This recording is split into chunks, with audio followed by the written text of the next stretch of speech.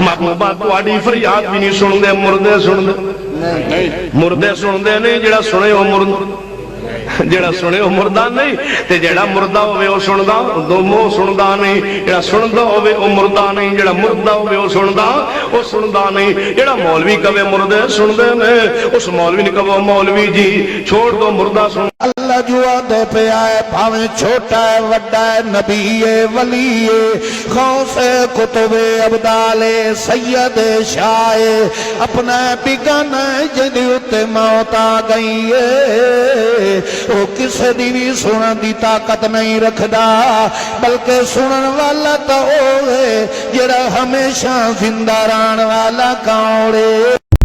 جو دنیا سے چلا گیا وہ چاہے بڑا ہو یا چھوٹا،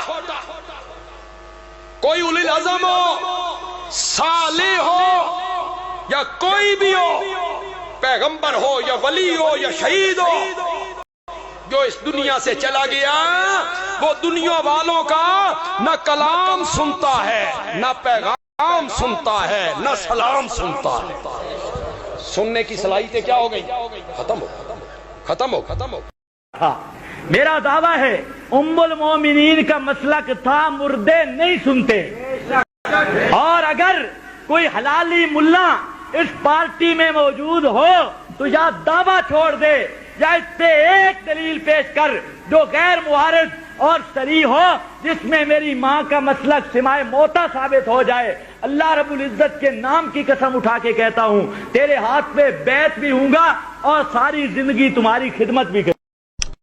محسوس کرتا ہے مردہ، اسی طرح عذاب کی شدت کو بھی محسوس کرتا ہے، اسی طرح جو کچھ اللہ رب العزت کہلوانا چاہتا کہتا ہے۔ منکرین حدیث آپ کے سامنے رکھ چکا کہ وہ جب کسی حدیث کا انکار کرتے ہیں وہ حقیقت میں قرآن کی آیت کا بھی انکار کرتے ہیں۔ جب ہم یہ کہتے ہیں نا کہ میت چارپائی کے اوپر یہ کہہ رہی ہوتی ہے قدمونی، جی یار دیکھو جی کہہ رہے ہیں مردہ بولتا ہے،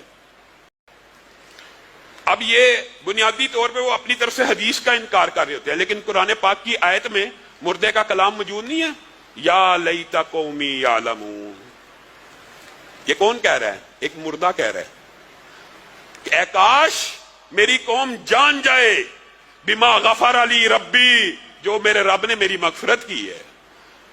جو منکر حدیث ہوتا ہے وہ منکر قرآن بھی ہوتا ہے۔ وہاں پہ جو کلام ہے شہید یاسین کا وہ میت کا نہیں ہے، عام فہم بات ہے۔ اور پھر جب میت کو قبر میں ڈال دیا جاتا ہے، یہ بھی صحیح حدیث سے ثابت ہے۔ اس کے پہ انکار حدیث کرنے والوں نے بڑی لمبی چوڑی فضول بحث کل آپ کے سامنے اسی لیے رکھا تھا کہ اس انکار کا فائدہ کیا ہے۔ قرآن کی آیتوں کے اندر بھی یہ ساری باتیں موجود ہیں، اس سے ملتی جلتی آیت موجود ہے۔